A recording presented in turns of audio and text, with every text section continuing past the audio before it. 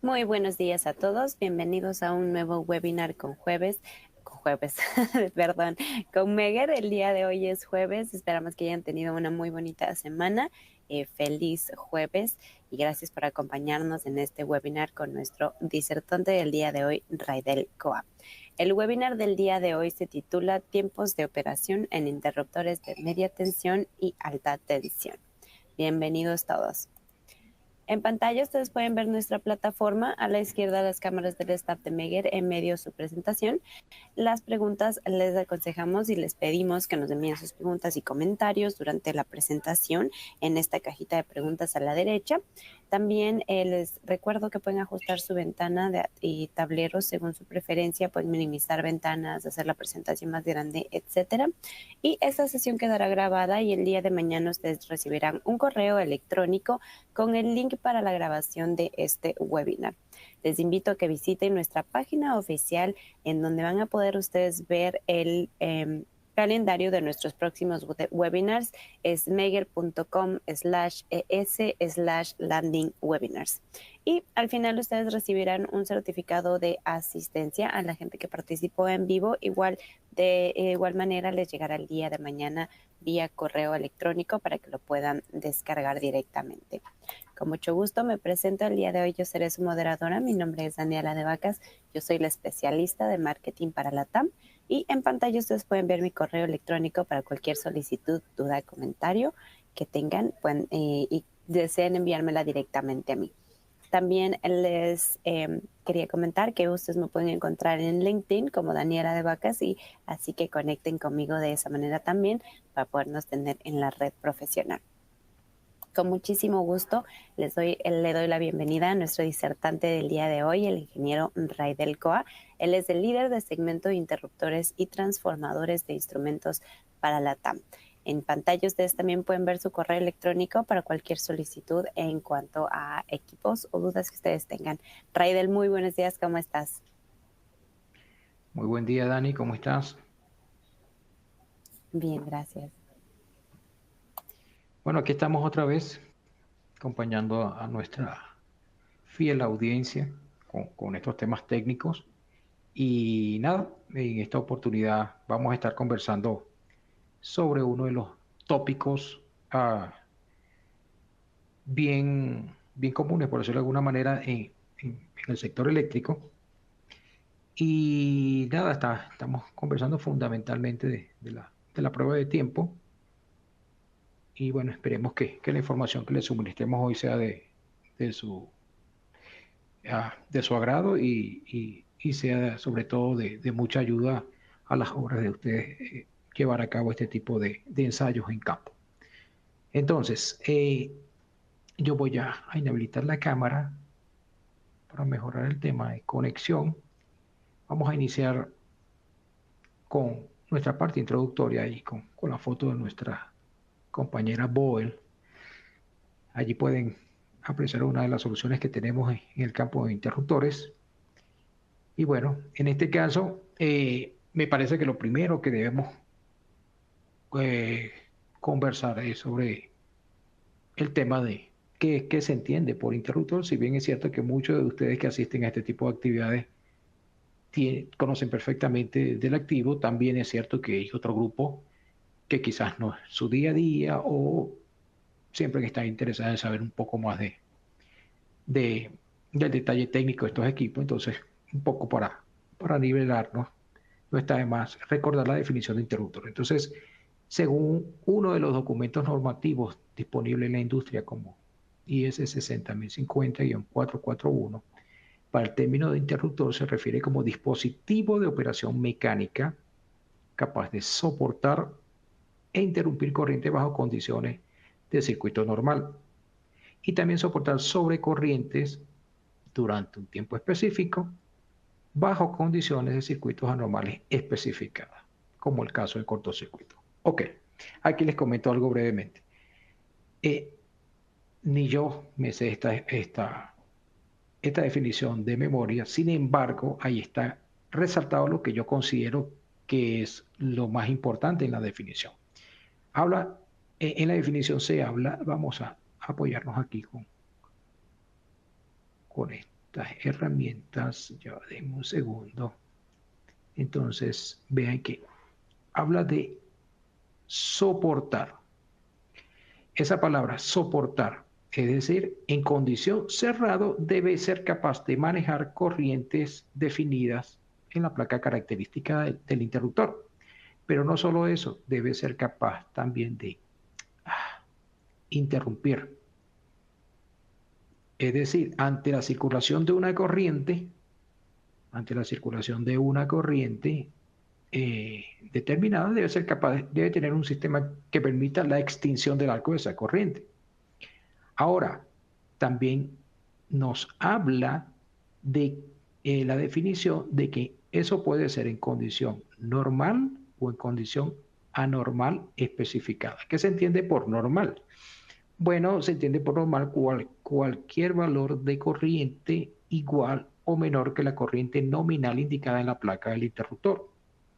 Y como anormal especificada se entiende como cualquier valor por encima de la corriente nominal, pero por debajo de la corriente de cortocircuito que puede ser capaz de manejar ese interruptor. Ambos datos están indicados en la placa.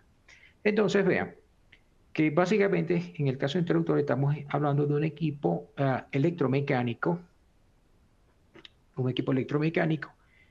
que va a tener dos condiciones, o cerrado o abierto, y una transición. Mientras esté cerrado, se debe comportar como un conductor. Estamos hablando pérdidas bajas, de manera de controlar el calor que se crea internamente en el equipo, etcétera, producto del paso de la corriente. Y en condición de apertura, debe comportarse como un aislador. Pero durante esa transición, él también debe cumplir ciertas características. Estamos hablando durante la extinción del arco, durante la apertura o durante el cierre, como lo quieran ver. Entonces, eso lo vamos a ver más en detalle en nuestra siguiente diapositiva. Entonces, el interruptor como tal va a tener unos deberes. Esos deberes los podemos ver aquí a la izquierda. Estamos hablando fundamentalmente, debe ser capaz de conducir, debe ser capaz de aislar, debe ser capaz de interrumpir. Entonces, cuando hablamos de la conducción, estamos hablando que se debe comportar como un buen conductor mientras el interruptor esté cerrado. Cuando hablamos de aislar, que puede ser tanto en posición abierta como en cerrado, por el caso de los aisladores, pero en posición abierta fundamentalmente en las cámaras, debe ser capaz de permitir corrientes de fugas muy pequeñas. Ahora, durante la interrupción de esa corriente, él debe ser capaz de, a través de una tecnología determinada, extinguir el arco y tener un sistema de amortiguamiento de manera tal que absorba esa energía que se libera, porque si no, nuestro interruptor se rompería sencillamente. Entonces, basado en esas consignas, en esas tres consignas, conducir, aislar e interrumpir, entonces ya nosotros podemos visualizar qué técnicas de diagnóstico hay en el mercado o hay en la industria, por decirlo de alguna manera, que me permitan directa o indirectamente monitorear que esas condiciones estén dentro de lo establecido. Entonces, sin ánimos de entrar mucho en detalle, podemos pasar que para el caso de conducir, podemos hacer resistencia estática. En otras palabras, estamos hablando de la famosa resistencia de contacto. Estando el interruptor cerrado, nosotros podemos aplicar una corriente conocida en continua, medir la caída de tensión y nos va a dar un valor óhmico que indirectamente lo que estamos viendo es que internamente el equipo no tenga algún elemento que permita que se creen altas temperaturas dentro de la cámara y su operación sea incorrecta. Y así sucesivamente podemos ver que para el caso de aislar podemos hacer resistencia de aislamiento, factores de potencia, entre otros. Hay otras pruebas, solo coloqué algunas, pero vean aquí algo interesante. En el caso de interrumpir, estamos hablando de nuestra prueba de tiempos. Entonces, nuestra prueba de tiempo va a ser fundamental para evaluar el proceso de interrupción, ya que eso va asociado a que se extingue el arco dentro del tiempo especificado por el fabricante y que las condiciones de amortiguamiento se verifiquen contrastadas con la información del fabricante. Entonces, con esta medición, nosotros lo que vamos a evaluar es uno de esos tres procesos o parte de esos tres procesos, que sería el proceso de interrupción. Okay.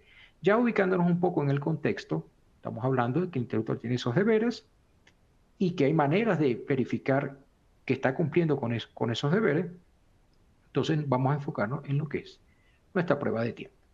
Ahora bien, si nosotros, siguiendo con el tema introductorio, si nosotros revisamos la normativa internacional disponible, entonces vamos a conseguir que fundamentalmente el interruptor va a estar especificado según normativas europeas, ¿verdad? Según normativas europeas o norteamericanas. En este sentido, podemos ver que cuando hablamos de pruebas de fábrica, hay dos grandes grupos, dependiendo del documento normativo que estemos hablando. En el caso de IEC hablamos de pruebas tipo y pruebas de rutina. En el caso de IEEE hablamos de pruebas de diseño y de producción. Básicamente son sinónimos de estas pruebas, pero vemos que en fábrica las pruebas de tiempo están contempladas en lo que es la prueba de rutina, y una vez que se le hacen pruebas de rutina o producción, dependiendo del documento normativo que estemos hablando, que se le hace a todos los equipos que van a ser despachados, ya hay una referencia en cuanto a la verificación de este primer parámetro, que es tiempo. Ahora, este primer parámetro, que es tiempo, yo lo debo cotejar una vez que el equipo sea instalado en sitio, que estamos hablando normalmente de grandes distancias que se recorren, o en barco, fundamentalmente barco, avión, equipo de transporte terrestre. Entonces, el equipo obviamente no llega armado, el equipo viene desarmado. Hay un representante de fábrica o una persona que trabaja para el fabricante de interruptor, que es encargado de ensamblar el interruptor en sitio, y se le hacen las pruebas de aceptación y puesta en servicio con la participación del usuario final, y se definen unos protocolos.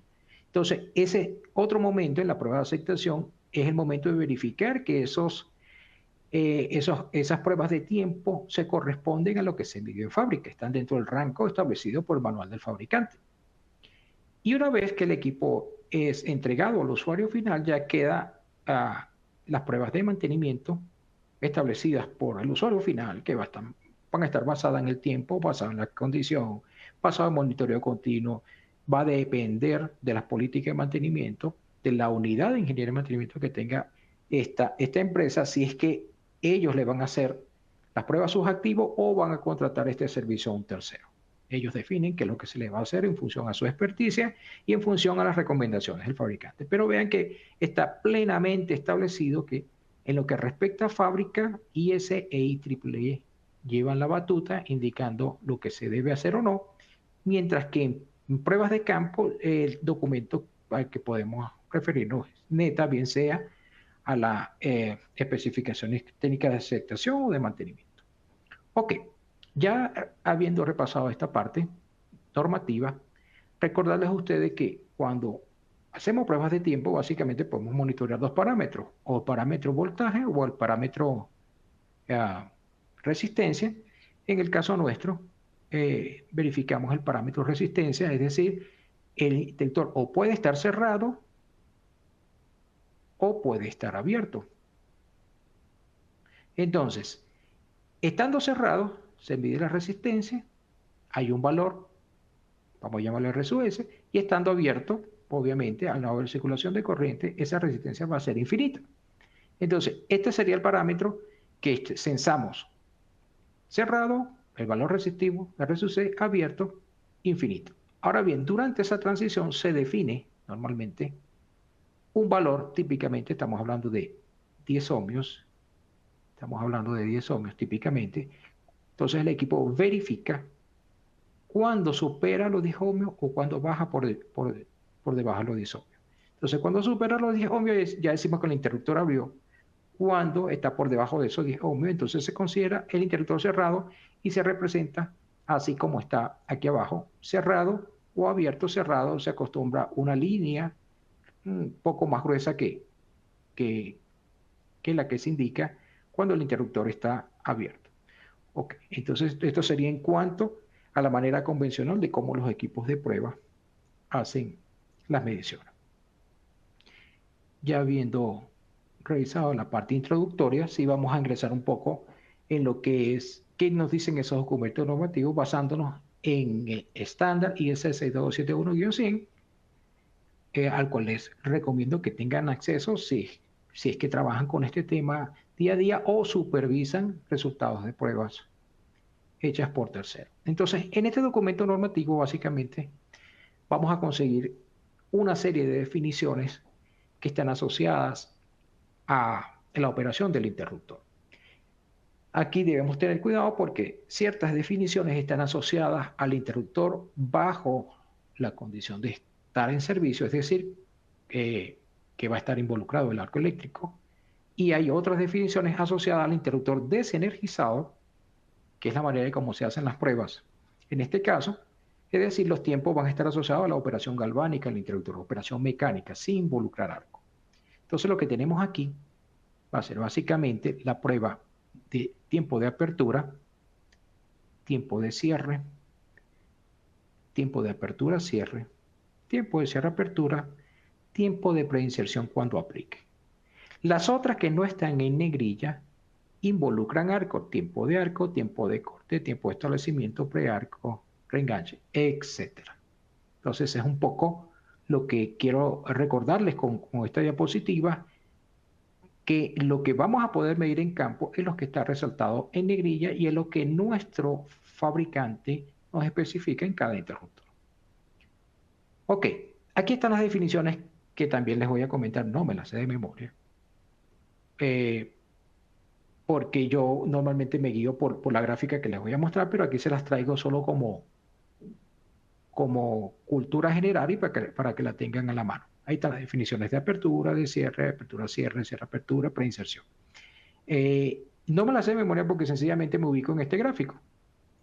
Y aquí sí puedo digerir, y es la recomendación que yo les doy, que le echen un vistazo al gráfico para que entiendan qué es lo que es el tiempo de apertura, cierre, apertura, o lo que normalmente hacemos en campo. Para el caso del tiempo de apertura, ve que en la gráfica que nos muestra ISS 271-100, nos muestra distintas definiciones de tiempo. Nos habla de tiempo de corte, tiempo de apertura, tiempo de arco, y en realidad nosotros no podemos medir todo eso en campo. Nosotros lo que podemos hacer es tener acceso a los terminales de la cámara del interruptor, enviar un pulso al circuito de control y determinar el tiempo de operación galvánica. Ahora, ¿cuándo empieza a contar nuestro instrumento de medición y cuándo deja de contar? Nuestro instrumento de medición empieza a contar desde el instante que envía el pulso de voltaje al circuito de control. Entonces, el instrumento de prueba tiene esa información porque cierra un contacto y activa el cronómetro. ¿Cuándo deja de contar? Cuando cambia de posición los contactos principales del interruptor, y como tenemos unos cables conectados en los extremos de la cámara, podemos determinar si se toca o no el contacto y detener el cronómetro. En todo caso, nuestro tiempo de apertura, como se observa en la gráfica, va a ser desde el instante que se envía el pulso hasta el instante en que se separan los contactos de la cámara. Vean que aquí dice posición cerrado, posición abierto. De la posición cerrado a la posición abierto hay una transición, esto sería el movimiento, está pendiente, pero el tiempo que medimos es desde el momento que enviamos el pulso hasta el momento que se separan los contactos.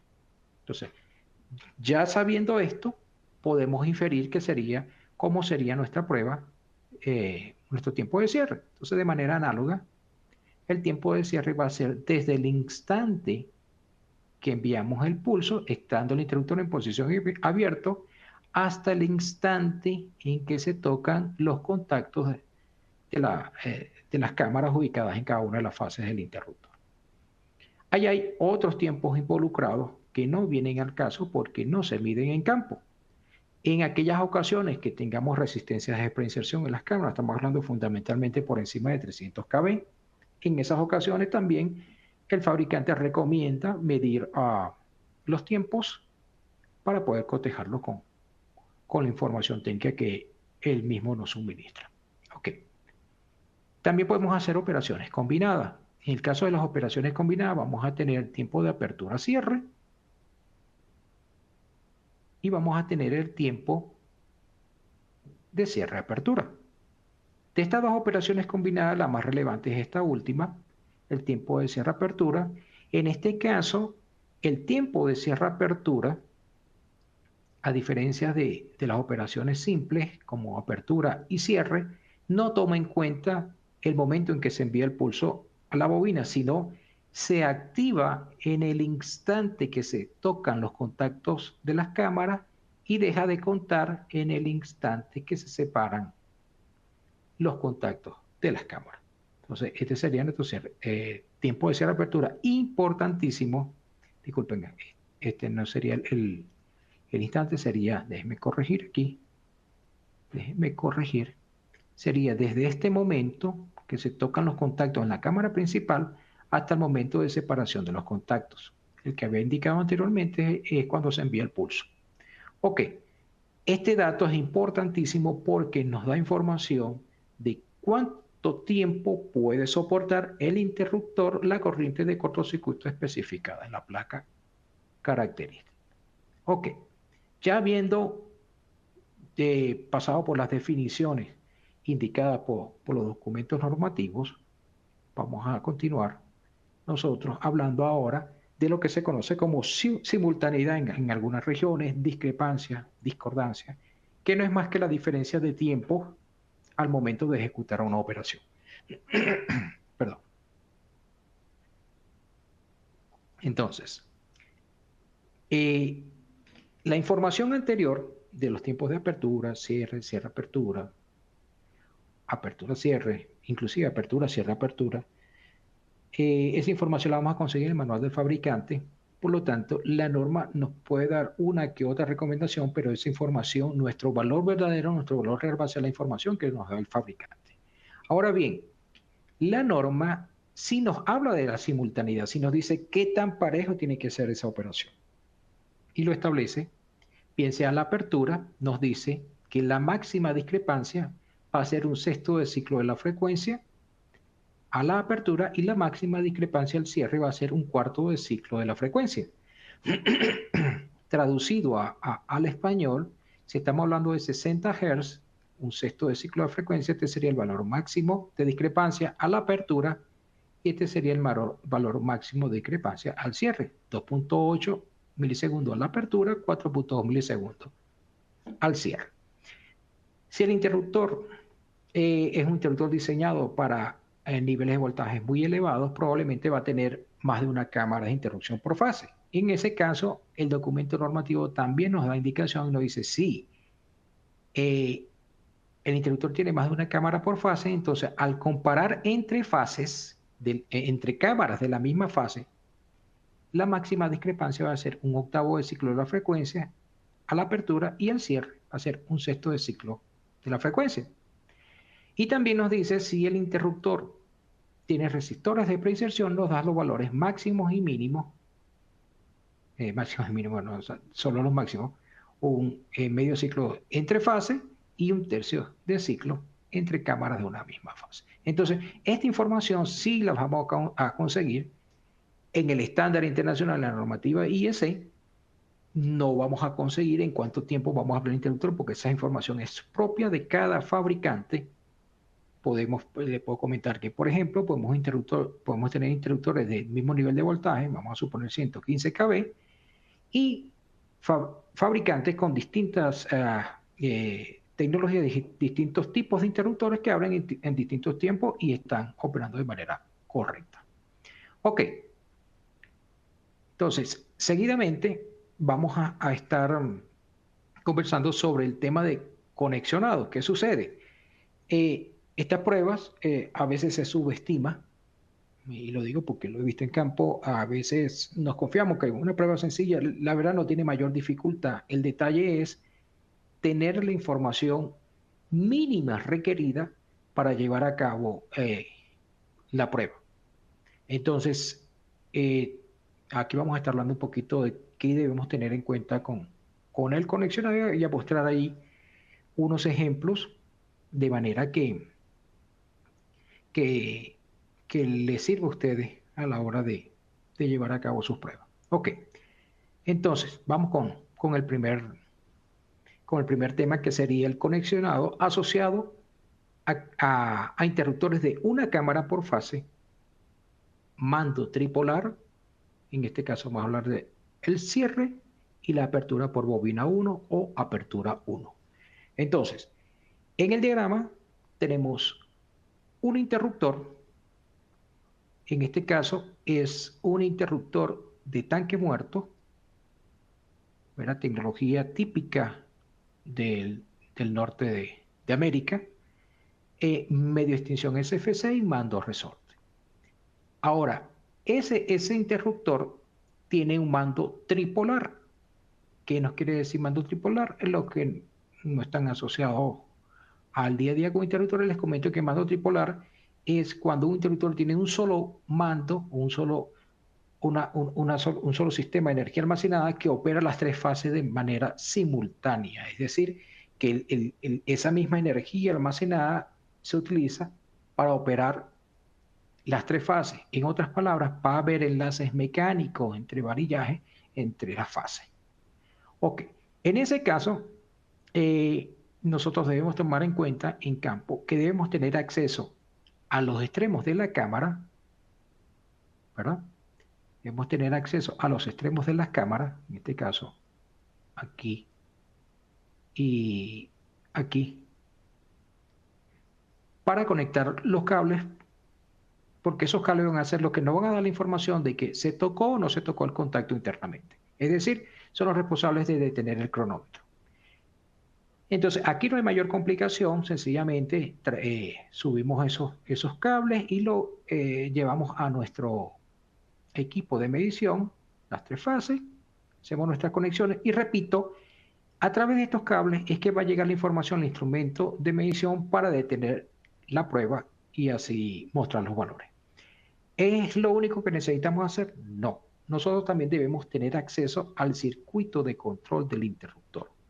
Es decir, normalmente vamos a tener que destapar esta cosa que está aquí u otro gabinete que esté cercano para acceder a esos puntos de interés que en este caso estamos hablando de cierre y apertura 1. Ahora, nosotros debemos de identificar internamente en el diagrama de control de ese interruptor, debemos identificar un positivo, que en este caso está representado el cable con el color rojo. Debemos identificar un negativo. El negativo es opcional para la prueba, pero nos suministra información adicional. Vamos, para efectos de este ejemplo, considerar que por el cable blanco va a viajar el pulso de cierre y por el cable verde va a viajar el pulso de apertura. Pero es clave en el circuito de control del interruptor identificar de dónde tomar el positivo, de dónde tomar el negativo, dónde vamos a enviar el pulso de cierre, dónde vamos a enviar el pulso de apertura. Entonces, ¿cómo opera nuestro equipo y los equipos que ustedes puedan conseguir, en la industria? Toman ese positivo y envían, cierran un contacto internamente en el equipo durante un tiempo definido por el usuario, ronda los 100 milisegundos, y se envía ese pulso, bien sea al circuito de cierre, siguiendo este ejemplo, a través del cable blanco o a través del cable verde para la apertura.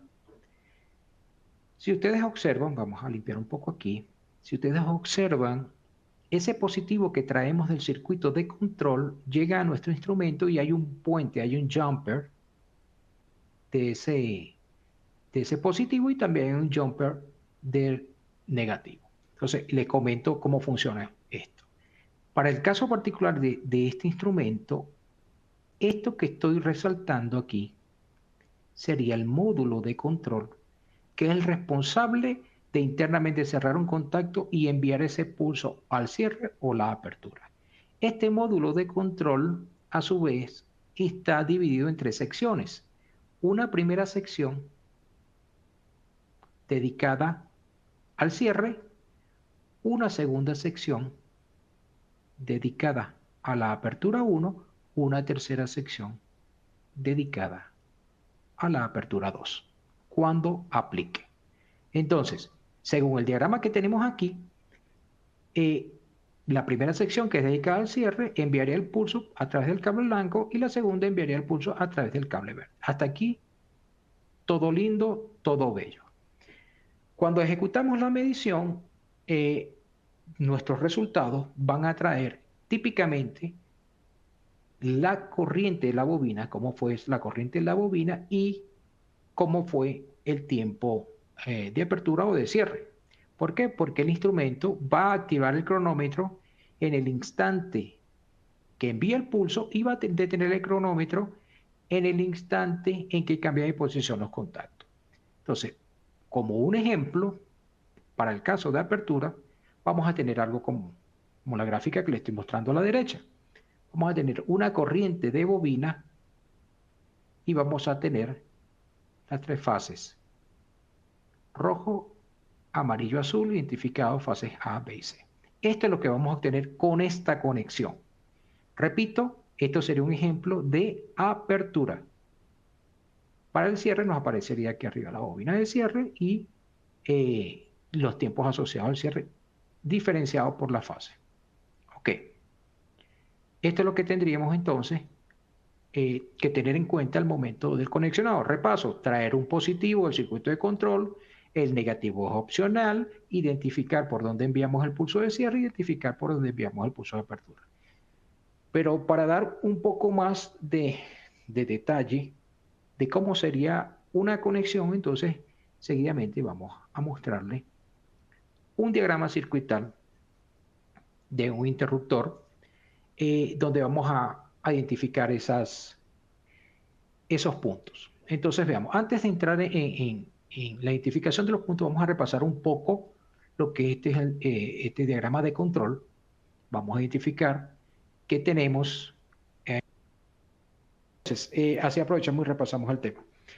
Una vez que tenemos el diagrama circuital, en este caso del circuito de cierre y de apertura del interruptor, podemos identificar que tenemos aquí circuito de cierre, circuito de apertura 1, apertura 2. Hay otras bobinas asociadas allí a la ingeniería del circuito de control. Puedo identificar, obviamente, aquí la bobina de cierre, aquí sería el contador de ciclos o de operaciones, como lo llaman ustedes. Aquí sería el relé antibombeo, aquí sería un relé asociado a la pérdida de gas SF6, ya que el medio de extinción es en SF6, apertura 1, apertura 2. Entonces, nuestro trabajo es identificar los puntos para conectar nuestro instrumento. Lo primero que vamos a hacer es conectar el positivo. Entonces, según ese diagrama, nosotros seleccionamos el positivo en la bornera menos X1.101. Ese positivo lo vamos a utilizar tanto para el cierre como apertura 1. Y nos damos cuenta que el mismo positivo del circuito de cierre es el mismo positivo del circuito de apertura 1. Por esa razón es que podemos realizar este puente en el instrumento de medición, porque el positivo es el mismo. Entonces, allí conectamos nuestro positivo. Nuestro siguiente paso es conectar el negativo, en este caso, menos X1, el nombre de la bornera, punto 102, el negativo tanto del cierre como el de la apertura. Como es el mismo, por eso es que podemos puentearlo aquí en el instrumento. ¿Qué otra cosa? Ya nos faltaría identificar por dónde va a viajar el pulso de cierre que saldría de aquí, por dónde va a viajar el pulso de apertura 1 que saldría de aquí.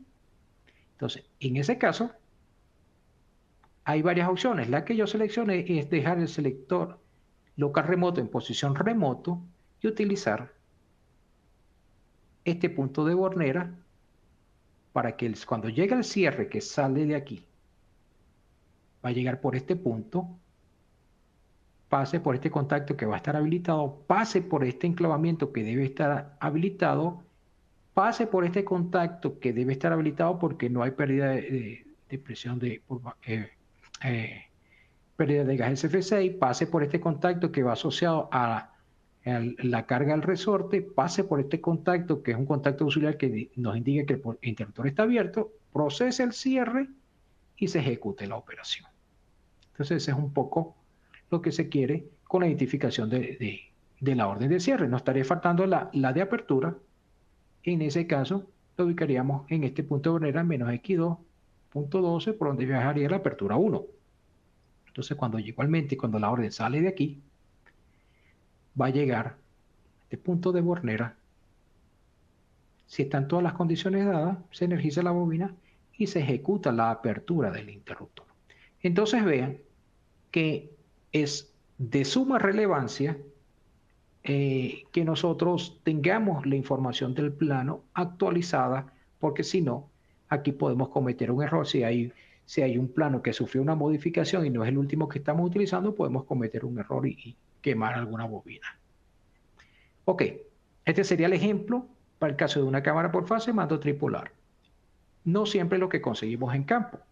Entonces, en ocasiones también vamos a conseguir interruptores que tienen mandos independientes, fase A, fase B, fase C, que debemos tratarlo con ciertas consideraciones.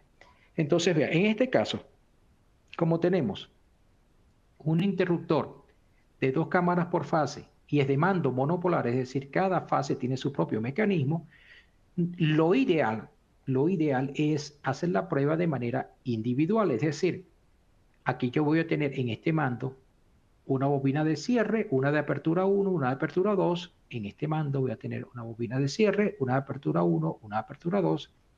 En este mando voy a tener una bobina de cierre, una de apertura 1, una de apertura 2. Por lo tanto, yo debo discriminar cada una de esas operaciones.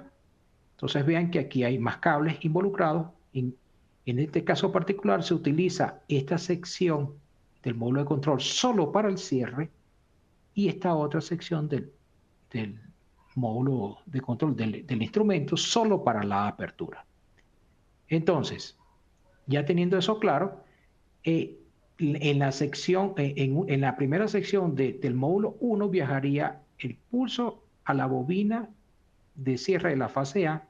Aquí viajaría por el cable verde el pulso de cierre a la bobina de la fase B y por el cable amarillo viajaría el pulso de cierre a la bobina de la fase C. Entonces, ¿qué gano con esto? Que estoy discriminando, voy a obtener individualmente el comportamiento de cada bobina.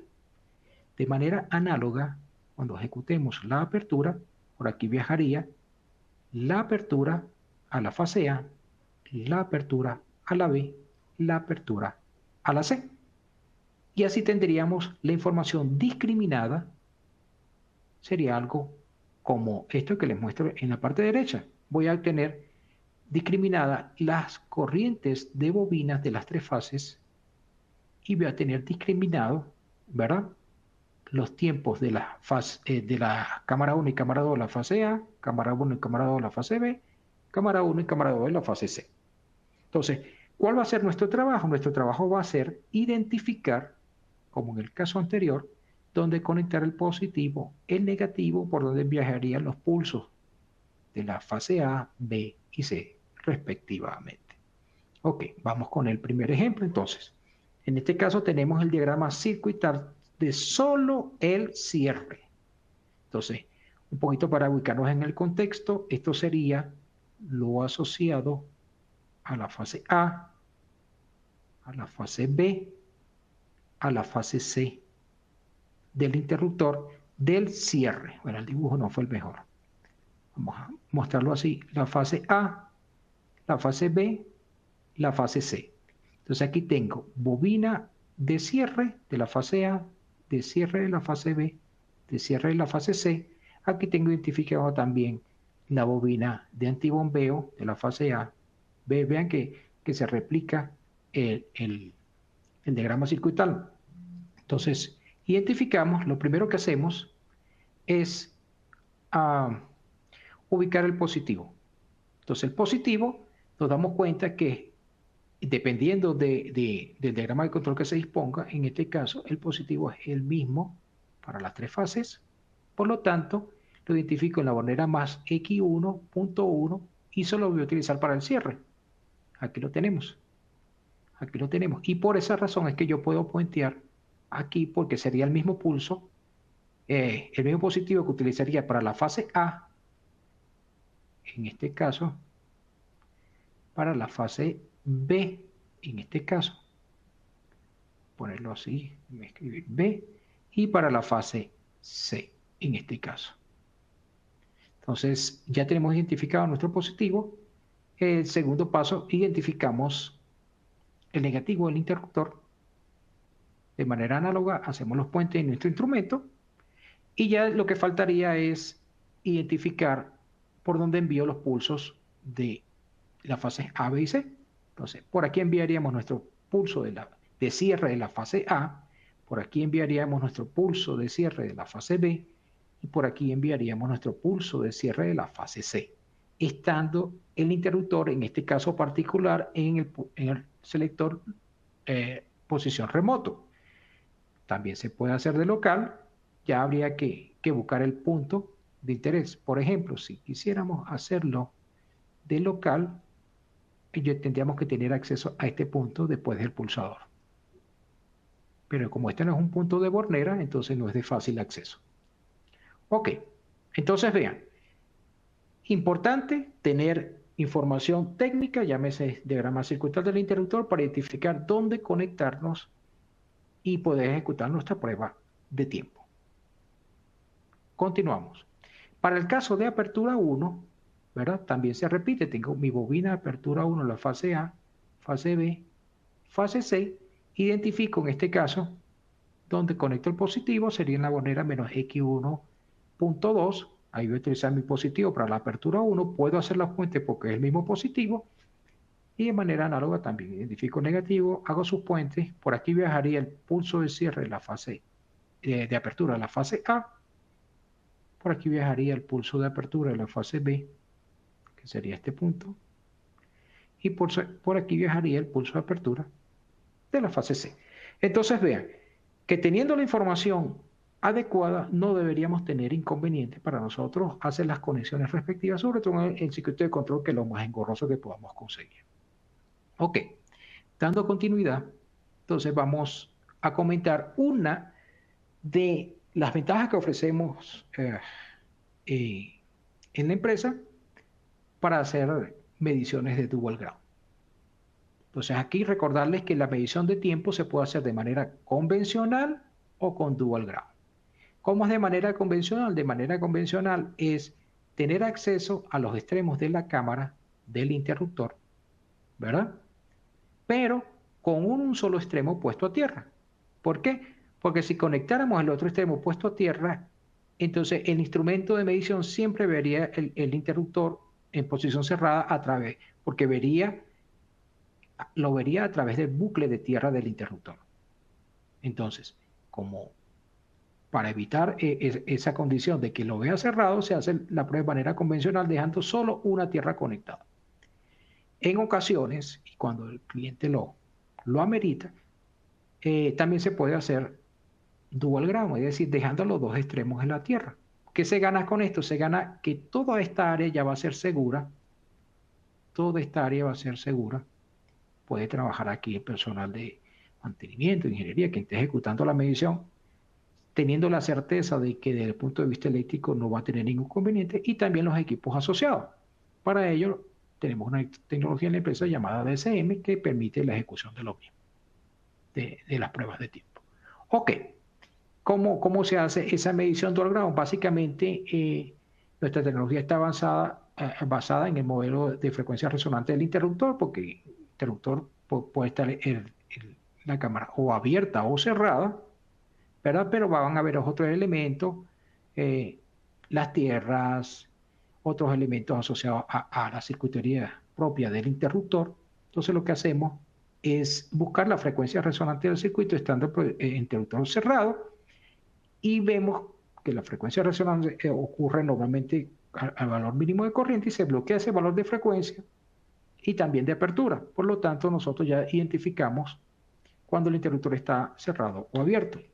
En un par de segundos solo se obtiene esta curva, y el instrumento lo que hace es identificar la mínima corriente, que es el valor estando cerrado a la que ocurre la resonancia del circuito, bloquea la frecuencia a la que ocurre eso y ya sabe que cuando ve esa frecuencia el interruptor está cerrado.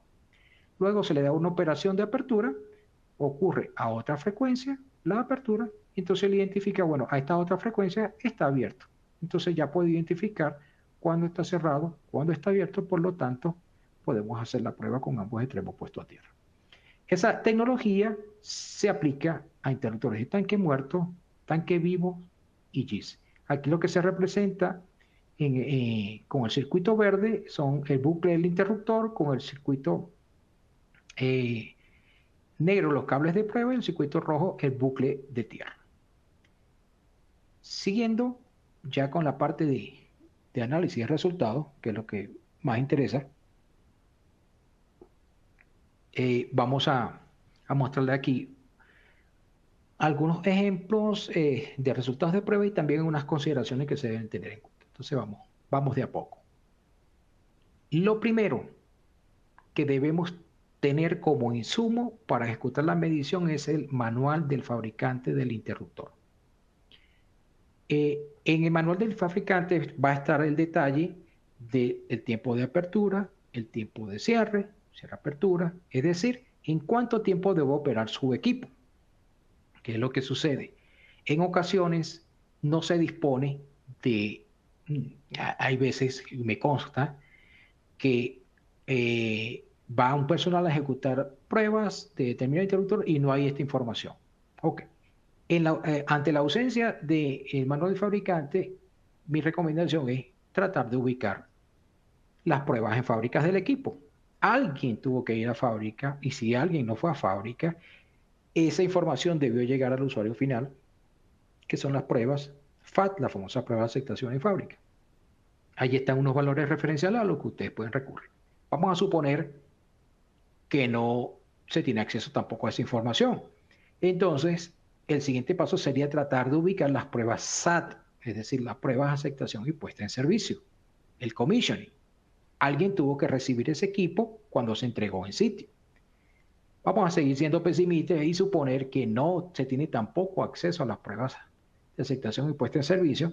Entonces, aquí la recomendación es, si ese interruptor está en una empresa que viene monitoreando su condición, seguramente van a haber pruebas previas, es decir, acudir al historial de pruebas del equipo para tener una idea de cómo vienen esos parámetros.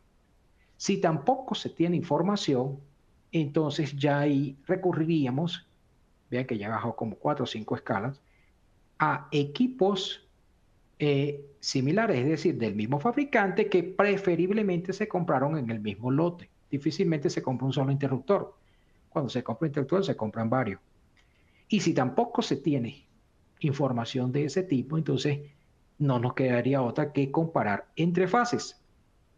Pero ya ahí sí estaríamos haciendo una prueba sin tener la certeza de que eso que estamos obteniendo está dentro de los parámetros aceptables del interruptor. Bueno, entonces vamos a suponer que en este caso, si ustedes tienen la información del fabricante, que es lo correcto, entonces vean que en este caso la información puede venir así como la estoy mostrando. En este caso, este modelo de interruptor debe abrir entre 13 y 21 milisegundos, debe cerrar entre 42 y 62 milisegundos, pero aquí hay algo interesante, este valor que está aquí abajo.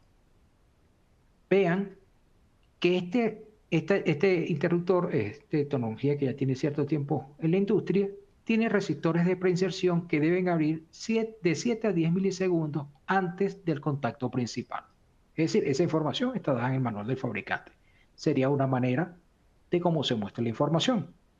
Otra manera, a veces vamos a conseguir también aquí, por ejemplo, al cierre, un intervalo, como el caso anterior, debe cerrar de 110 a 115 siempre y cuando tenga este voltaje de control, y la apertura me dando rango, por ejemplo, de 25 a 33 y de 23 a 29. ¿De qué va a depender?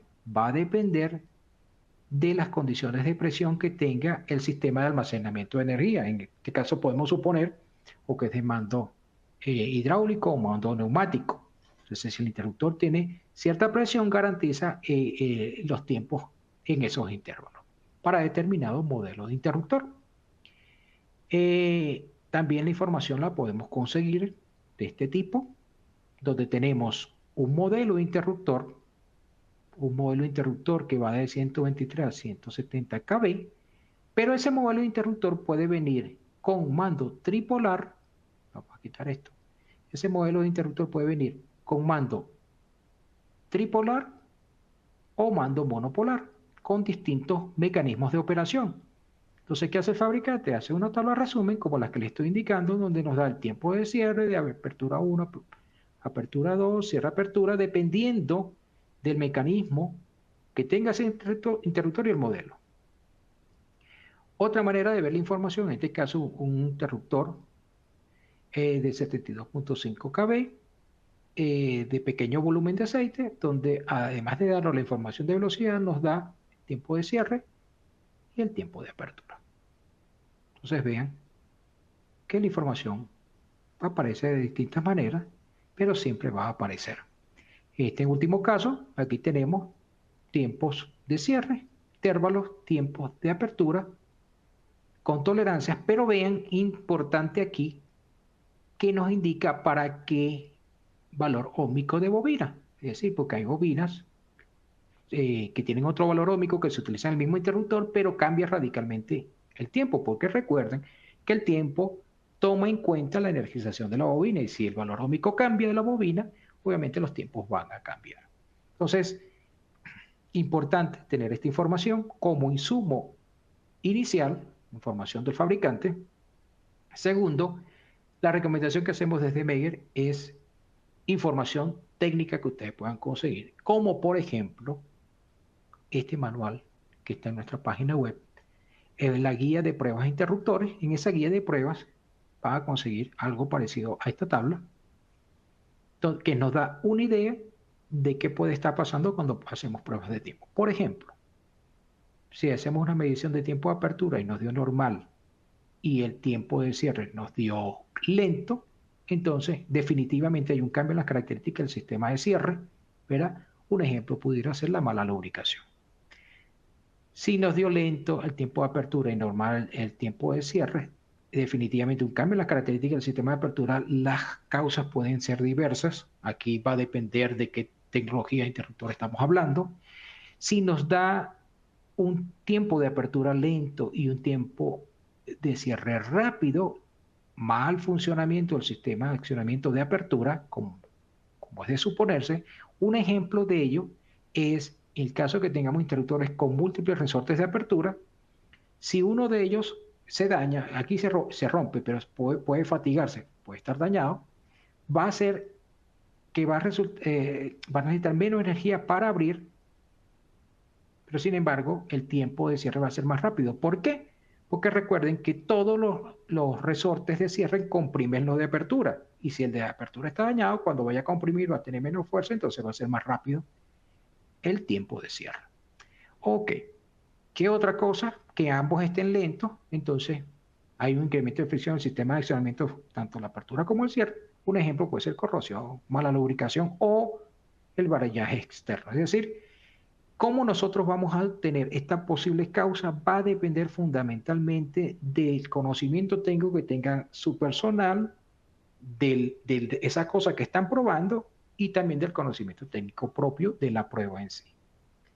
Ok, ¿qué otra cosa tenemos para analizar resultados? En este caso, un par de ejemplos. El primer ejemplo, un interruptor de tecnología alemana, una cámara por fase, mando tripolar.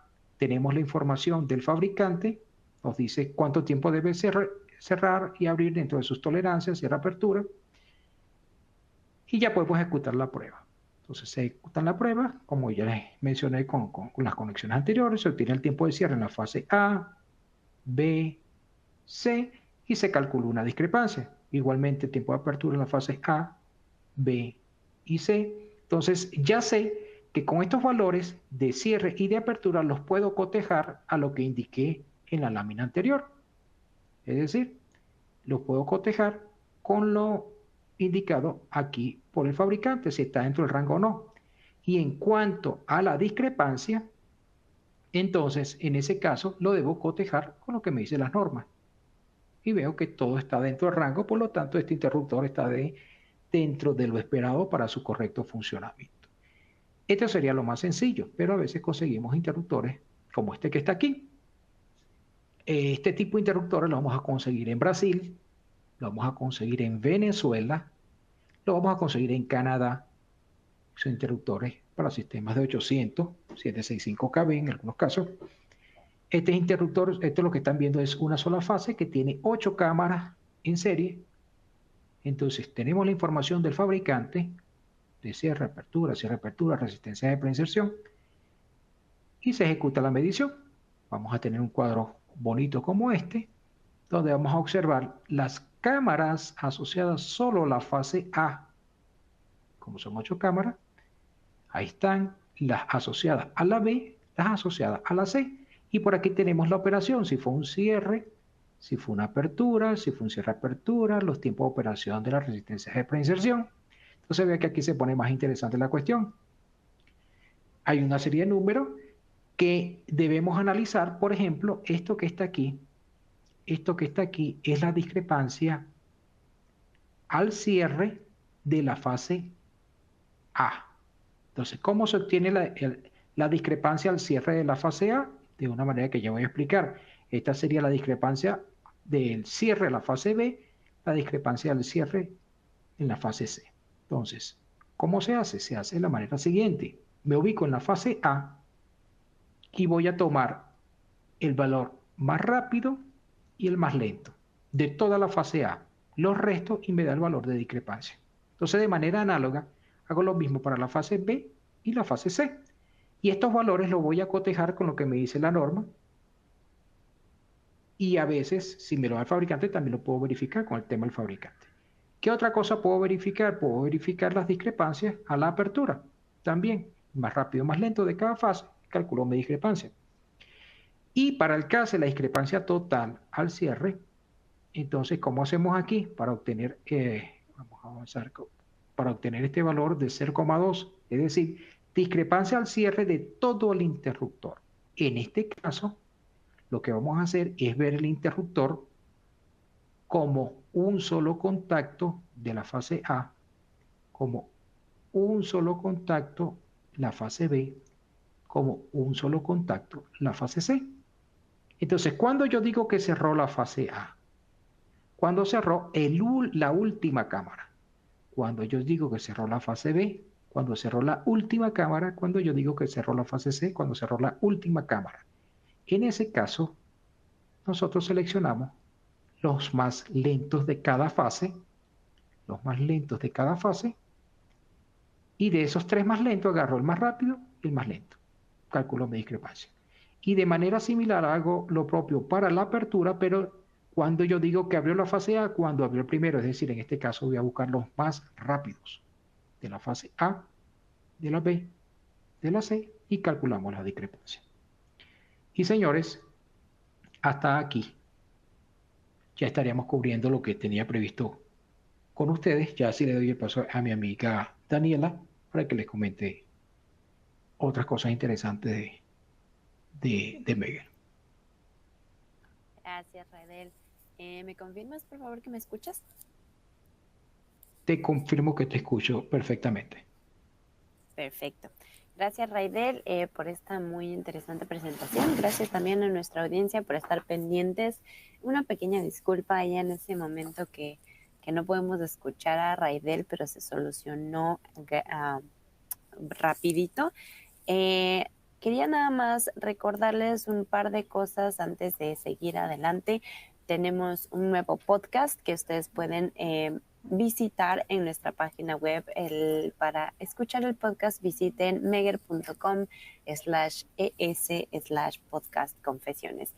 En este podcast hablamos con los diferentes expertos de la industria eléctrica y pues ellos nos cuentan sus secretillos, sus anécdotas y diferentes cosas. Así que les invito a que vayan a escucharlo. Nos encuentran también en Spotify y en Apple Podcasts como Confesiones de un Ingeniero. Y también nos pueden ver, tenemos algunos podcasts al aire con video. Entonces, esos pueden ver en nuestro canal de YouTube también de esa manera. Les invito también a que se unan a nuestra página, a nuestro grupo en realidad de webinars, tutoriales, lives, paneles, podcast y más en LinkedIn. Así que lo pueden encontrar, nos pueden buscar como webinars académicos y más con Meguer, o pueden ingresar directamente a través del link www.linkedin.com/groups/12948652. Así que los esperamos en LinkedIn y también para conectar de esa manera, y allí ustedes también pueden ver las novedades que tenemos, los nuevos webinars que vamos sacando, pueden ver los nuevos episodios del podcast, pueden estar un poco más al pendiente en LinkedIn también. Antes de pasar a las preguntas, les queremos dar las gracias por estar presentes y por mandar todas sus dudas. Nos llegaron un montón de preguntas. Lamentablemente no las vamos a poder responder todas, pero sí algunas. Y también quería comentarles e invitarles a que conecten con nosotros en nuestras redes sociales. En Facebook, Instagram y YouTube nos encuentran como @megerlatam. En sus redes sociales, por favor, también si es que ustedes pueden compartir sus fotos en campo, sus videos en campo, nosotros muy gustosos lo compartiremos también con nuestra audiencia y con nuestros seguidores. En YouTube también encuentran ustedes las grabaciones de nuestros webinars anteriores, y también este webinar va a estar subido allí en YouTube, así que @megerlatam pueden ustedes encontrar muchísima información acerca de este webinar y webinars anteriores también. No se olviden, por favor, de seguirnos en nuestras redes sociales, y así están también pendientes de todo lo nuevo que tenemos para ustedes, y también de ferias o shows que tengamos en sus respectivos países. Raidel, ¿estás disponible? ¿Ya Sí, tomaste agua?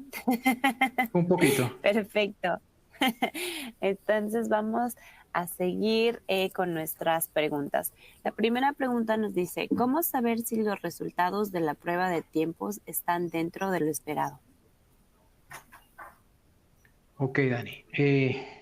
Bueno, como recién acabo de comentar, lo ideal es tener la información del manual del fabricante. Si yo tengo el manual del fabricante, definitivamente voy a saber si los resultados de prueba están dentro de lo esperado. Ojo con algo.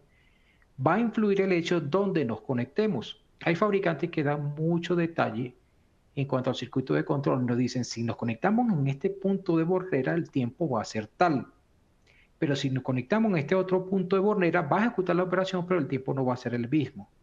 Entonces, inicialmente sabremos si estamos dentro de los rangos, definitivamente si tenemos el manual del fabricante, y también nos conectamos en donde se obtienen los tiempos que nos suministra el fabricante. Si no tenemos esa información, entonces ahí la recomendación, como ya indiqué, es recurrir a las pruebas FAT o las pruebas SAT, y en menor medida al historial. ¿Por qué digo en menor medida? Porque yo puedo comparar con el historial y ver que mi tiempo se parece a lo que medí el año anterior, pero ambos pueden estar fuera de rango. Entonces mi verdad siempre va a ser manual del fabricante. Eso en cuanto a los valores de tiempo de apertura, cierre, operaciones combinadas. En cuanto a discrepancia, allí sí definitivamente quien lleva la batuta es la norma. Un cuarto de ciclo de la frecuencia al cierre, un sexto de ciclo de la frecuencia a la apertura, un octavo de ciclo a la apertura para varias cámaras de interrupción por fase, un sexto de ciclo para el cierre de varias cámaras de interrupción en la misma fase. Eso es lo que pudiera decir, Dani.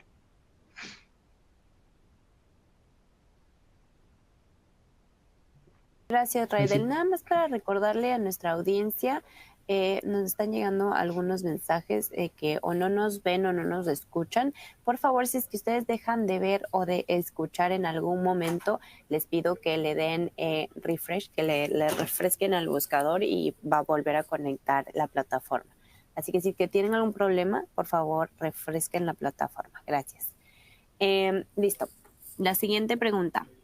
¿Por qué no debemos conectarnos directamente a las bobinas cierre y apertura? Ok, Eh, También es importante, Dani, esa pregunta. Vamos a tratar de responder. ¿Qué sucede? Si nosotros conocemos el detalle del interruptor y tengo un instrumento de prueba X, y yo sé qué tiempo necesita la bobina ah, para energizarse, definitivamente no voy a tener problema. Y en ese caso particular que estoy describiendo, podemos conectarnos directamente a la bobina. ¿Qué es lo que sucede? Que no es el escenario común. ¿Cuál es el escenario común? Desconozco qué tiempo necesita la bobina para energizarse. Entonces, como eso es lo típico, la recomendación nuestra es conectarnos antes del contacto auxiliar que está en el circuito de control, como lo indiqué en los ejemplos, y no directamente a la bobina. ¿Por qué? Porque si por alguna razón la duración del pulso que seleccionamos se extiende más de lo debido, nunca va a quemar la bobina porque, perdón, el contacto auxiliar va a quitar ese voltaje de la misma. Entonces, la recomendación es, voy a probar un interruptor, tengo acceso al circuito de control y nos vamos a conectar antes del contacto auxiliar que está previo a la bobina. Con eso garantizo que si por alguna razón ese tiempo es muy superior al que necesita la bobina, nunca se va a quemar porque el contacto de posición va a cambiar de estado cuando opere la bobina y quite ese positivo. Eso es lo que pudiera comentarles, Daniela. Gracias, Raidel. La siguiente pregunta, mientras más rápido abre el interruptor, ¿significa que los resultados de las pruebas son mejores? Ok, esa pregunta también es interesante, Dani. Vean lo siguiente, que es un error típico también que vemos en campo. ¿Qué es lo que sucede? Si el interruptor debe abrirse en un rango de tolerancia, voy a poner cualquier valor, entre 18 y 22 milisegundos, por ejemplo, y ejecutamos una prueba siguiendo todas las recomendaciones del fabricante y los tips que les he estado dando aquí.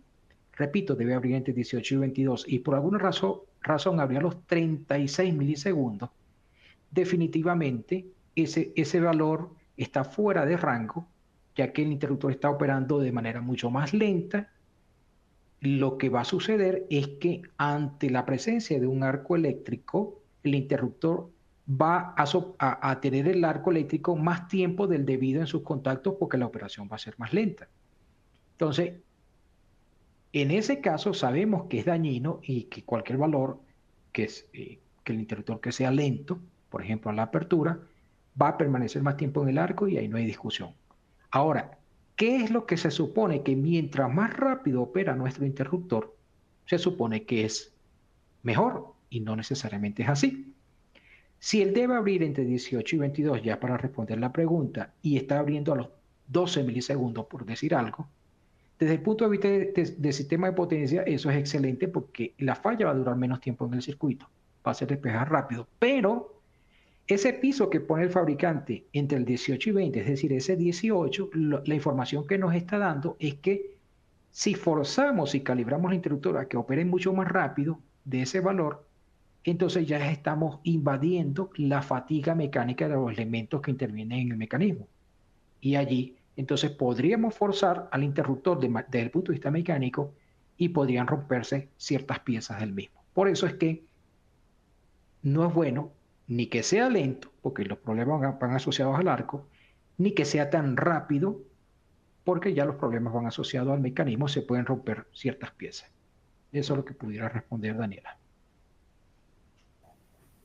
Gracias, Raidel. Ya. ¿Cómo interpretar el tiempo de cierre-apertura? Ok. El tiempo de apertura, de cierre-apertura, difiere un poco de la definición como les mostré en las diapositivas anteriores de operaciones sencillas, porque las operaciones sencillas de cierre o de apertura involucran la energización de la bobina. El tiempo de cierre-apertura no. El tiempo de cierre-apertura no toma en cuenta la energización de la bobina. Toma en cuenta desde el instante que se tocan los contactos hasta el instante en que se separan los contactos. Dicho en cristiano, el tiempo de cierre-apertura es el tiempo que dura cerrado el interruptor después de una maniobra de cierre-apertura, es decir, ante una falla. Entonces, ese valor nos lo da el fabricante y debemos verificar que esté en el rango establecido, porque si sale de ese rango, quiere decir que el interruptor va a estar expuesto potencialmente a una corriente de cortocircuito que sí maneja, pero en un tiempo muy prolongado. Entonces, esa sería la interpretación, el tiempo que dura cerrado el interruptor luego de una maniobra de cierre-apertura. Ese sería el tiempo de cierre-apertura. ¿Qué otra cosa tenemos por allí, Dani? Gracias, Raidel. Dame un segundo. ¿El tiempo de apertura es el mismo tiempo de interrupción?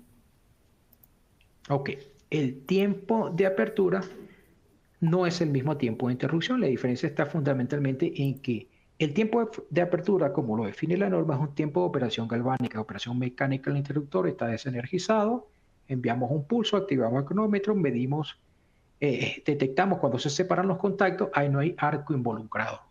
El tiempo de interrupción es ese mismo tiempo de apertura sumado a la duración del arco. Ahí estamos hablando ya de pruebas en fábrica. Y en conclusión, no es lo mismo. No es lo mismo. No sé si hay otra consulta por allí, Dani. Puede, yo creo que tenemos tiempo de un par de preguntas más, dos, tres preguntas. Creo que sí hay chance.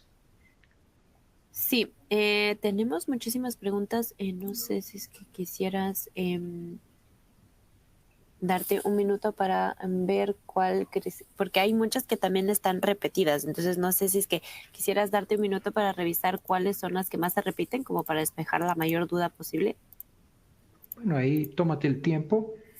Y bueno, de todas maneras, esas preguntas que han estado haciendo son las más frecuentes que conseguimos en los seminarios a los que asistimos. Aprovecho la oportunidad a los amigos de El Salvador. Vamos a estar la semana que viene conversando sobre las pruebas que se le hacen a los interruptores de potencia, entre ellas esta. Ahí estaremos incluyendo otras pruebas de resistencia de contacto, desplazamiento, etcétera, corriente de bobina, y también nuestros amigos de Costa Rica. Ya sería con un tema de transformadores que lo estaremos hablando también la semana que viene. No sé, Dani, si es que hay más preguntas, si no hay más preguntas, entonces ya ahí te doy la batuta. Sí, sí hay. A ver, déjame ver. A ver, una relacionada al tiempo de cierre y apertura que nos acaban de enviar. Dice, ¿por qué definir un tiempo de cierre y apertura y no usar solo la suma de cierre más la de apertura? Ok, porque conceptualmente son cosas diferentes. Y lo acabo de indicar. El tiempo de cierre conceptualmente involucra el tiempo que tarda la bobina en energizarse y el tiempo de apertura también, por su parte. El tiempo de cierre-apertura, que es la combinación de las dos, no involucra bobina. Entonces conceptualmente, no sería correcto yo tomar el tiempo que obtuve por el cierre y el tiempo que obtuve por la apertura de manera individual y a partir de ellos sacar una diferencia. Porque ahí estoy metiendo el, el, el tiempo de consumo en la bobina. En cambio, cuando yo le digo al equipo, hazme el tiempo de cierre-apertura en las mismas órdenes quemando simultáneamente, y él sabe que él no va a tomar en cuenta de que envió el pulso. Él solo se va a concentrar cuando se tocó el contacto principal y cuando se separó el contacto principal, que es lo que realmente interesa en esa operación combinada. Ahí te escucho, Dani. No sé si hay otra inquietud. Sí, porque tú estabas hablando de la importancia de los fabricantes. Entonces aquí nos dicen lo de la medición de rebotes del interruptor. ¿Cuándo es muy importante y cómo se puede validar si no hay datos del fabricante? Bueno. El tema de los rebotes, bueno, vamos a aclarar un poco. El rebote podemos conseguirlo de dos maneras. El rebote puede ser eléctrico, puede ser mecánico. El rebote eléctrico lo vamos a tener en, cuando ejecutamos las pruebas de tiempo, podemos obtener un rebote eléctrico. Rebote mecánico, la única manera de verlo es cuando ejecutamos la prueba de desplazamiento que hemos conectado a un transductor de movimiento, esa es otra prueba, y llevamos esa señal a nuestro instrumento de prueba. Sí hay fabricantes que dan información de los máximos rebotes esperados, no son todos. ¿Cuál es mi recomendación? Que ustedes como dueños de sus activos, que son los interruptores, les escriban a los fabricantes de interruptores y les indiquen cuáles son los máximos rebotes aceptados por ellos. Para los que no tienen el concepto de rebote o no están tan familiarizados con el tema, tiene que ver con, por ejemplo, si estoy ejecutando un cierre, no sé si en mi mano está un contacto fijo y el contacto móvil toca varias veces y entonces el resultado de la medición va a ser punto no punto, punto no punto, punto no punto. Entonces, esos límites, la recomendación es que sí, le pregunten al fabricante. En el caso nuestro, nosotros podemos definir y filtrar esos rebotes en el software y darle una indicación de muéstrame los rebotes mayores a tanto. Entonces, eso sí lo podemos nosotros como responsables del instrumento de medición para lo que voy a visualizar como resultado de prueba. Pero como operatividad correcta del interruptor, ya eso es con el fabricante del mismo. ¿Hay alguna otra cuestión por allá, Dani? Sí, hay una igual también relacionada a los rebotes. Nos dice, ¿existe un criterio de evaluación para los rebotes al cierre, tiempo de rebotes y número de rebotes? No, a nivel normativo no vamos a, no hay algo que yo les pueda comentar ahorita. Repito, mi recomendación en ese caso sí es acudir al dueño del interruptor, que él sí sabe el tipo de material que utilizó, él sabe la, la tecnología interna de cada cámara y les puede dar información. Desde el lado nuestro, lo que podemos hacer es, repito, filtrar la duración de esos rebotes que nos muestra el equipo y en función a eso analizar. Pero no hay algo así, Dani, como para decirles a la audiencia. Ok, y la última. Hay unas muy parecidas que se relacionan en cuanto al tiempo, entonces esta está un poco más clara. Cuando se realiza la prueba de cierre-apertura, el ajuste de tiempo de apertura debería ser de cuánto. Esa no la entendí, Dani. Cuando se ejecuta en la prueba de cierre y apertura, el ajuste de la apertura debería ser de cuánto. No sé. El ajuste de No entendió. tiempo de apertura debería ser de cuánto. No entiendo la pregunta porque al momento de ejecutar la medición, difícilmente el ejecutor de la prueba ajusta el interruptor. Eso ocurre en muy pocas ocasiones. Lo que sí yo les puedo decir, y es que les ayuda a aclarar mi respuesta, es lo siguiente. Si yo hago una prueba de cierre individual y obtuvo un valor correcto y hago una prueba de apertura individual y obtuvo un valor correcto, cuando yo hago la prueba de cierre de apertura, si me da fuera de rango, la verificación de parte nuestra debe ser enfocarnos en el contacto auxiliar tipo A del interruptor. Es decir, el contacto auxiliar que me va a habilitar la bobina de apertura. No sé si los enredé, pero repito. Hice una prueba de cierre y me dio dentro de lo esperado. Hice una prueba de apertura, me dio dentro de lo esperado. Si hago un cierre-apertura y me dio fuera de rango, mi estudio, mi investigación, mi evaluación debe estar en el bloque de contactos auxiliares, específicamente en el contacto tipo A. ¿Por qué? Porque es responsable de habilitar la apertura. Dani, déjame ver si puedo retrocederme y mostrar uno de los diagramas un poco para tratar de graficar lo que intenté decir, porque sé que no es fácil de digerirlo para los que no están tan familiarizados con el tema. Estoy retrocediendo las láminas, déjenme ver el diagrama. Ok, aquí puede ser. ¿Sí se ve el diagrama, Dani?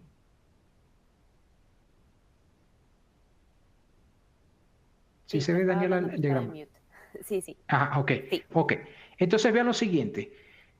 Yo tengo circuito de cierre, circuito de apertura. Entonces, si voy a ejecutar un cierre-apertura, nuestro interruptor debe estar en posición abierta. Por lo tanto, si no tengo alarma ni nada por el estilo, deben estar habilitados todo este camino al cierre. Y si está abierto, él tiene un bloqueo eléctrico, que es este contacto que está aquí. Este contacto es un contacto auxiliar que inhabilita la apertura. Entonces, ¿cómo se ejecuta la prueba? Estando el circuito, el interruptor en posición abierta, habilitado para el cierre, llegan dos órdenes simultáneas. Una aquí al circuito de cierre y otra aquí al circuito de apertura. Entonces, el equipo no va a procesar las dos. ¿Por qué? Porque este circuito está abierto a través del contacto auxiliar. Entonces, le va a dar paso a la orden que llegó de cierre. Si están dadas todas las condiciones, se energiza la bobina, cierra el interruptor. Cuando cierra el interruptor, todavía ese positivo de apertura está puesto aquí, pero él está esperando que cambie de posición el contacto auxiliar tipo A para que se ejecute la apertura. Mientras más tarde el contacto auxiliar tipo A, el tiempo de medición del cierre de apertura va a ser mayor. Entonces, lo que debemos chequear es este tipo de contacto si esa prueba nos da fuera de rango. Eso es lo que pudiera decir Dani. Perfecto, muchísimas gracias, Raidel, y gracias a nuestra audiencia. Nos siguen llegando preguntas. Lamentablemente por el tiempo ya no podemos responderlas. Lo que sí les quiero pedir yo es una pequeña ayuda para que llenen nuestra encuesta, la encuesta que está en su panel, ya que esta nos ayuda a mejorar nuestras sesiones, a saber también qué información es de importancia para ustedes y qué información les puede servir más. Así que por favor llenen la encuesta. Allí también pueden ustedes pedir una copia del PDF de la presentación que nuestros representantes en cada país les harán llegar. Cualquier otra solicitud que tengan o pregunta que tengan duda, nos pueden escribir directamente a csawebinars@megger.com. Déjame nada más darte las gracias, Raidel, por esta increíble presentación. En realidad, mucha información muy interesante y mucha gente con muchas preguntas, muchas dudas. Así que tal vez podríamos contemplarnos un panel de preguntas, ¿te parecería? Sí, Para yo diré. responder a estas dudas. Sí, podemos organizar allí una segunda sesión para atender las preguntas que quedaron pendientes. Y bueno, aprovecho la oportunidad otra vez de agradecer la participación de la audiencia. No sé, Dani, cómo nos fue esta vez, pero espero que haya sido bastante concurrida esta actividad. Y nada, allí vamos a estar nosotros tratando de responder las que quedaron pendientes y de ser necesario, como dice Daniela, organizaremos otra sesión para dar respuesta a esas que ya recibimos hoy. Y nada, ahí estamos a la orden a través del contacto que indicó Daniela. Repito, invitarlos la semana que viene, Costa Rica y El Salvador, vamos a estar conversando pruebas, Costa Rica, de transformadores de potencia, en El Salvador, de interruptores de potencia. El detalle del contenido lo van a estar viendo por las redes. Daniela y Karen normalmente están dándole ese detalle a ustedes. Y nada, por mi parte agradecido por la oportunidad de compartir con ustedes el día de hoy. Y nada, recordarles que estoy a la orden por esta vía. Muchísimas gracias, Raidel. Gracias a nuestra audiencia. Así que ya saben, estén pendientes de nuestras redes sociales. Se enteran de todas las buenas nuevas y de posible panel que vamos a tener para responder las dudas de este webinar. Sin más, yo me despido. Gracias, Raidel. Gracias, audiencia. Que tengan una muy buena tarde y un feliz fin de semana ya mañana iniciando en la tarde. Así que voy a proceder a cerrar la sesión. Que tengan un lindo día. Hasta luego.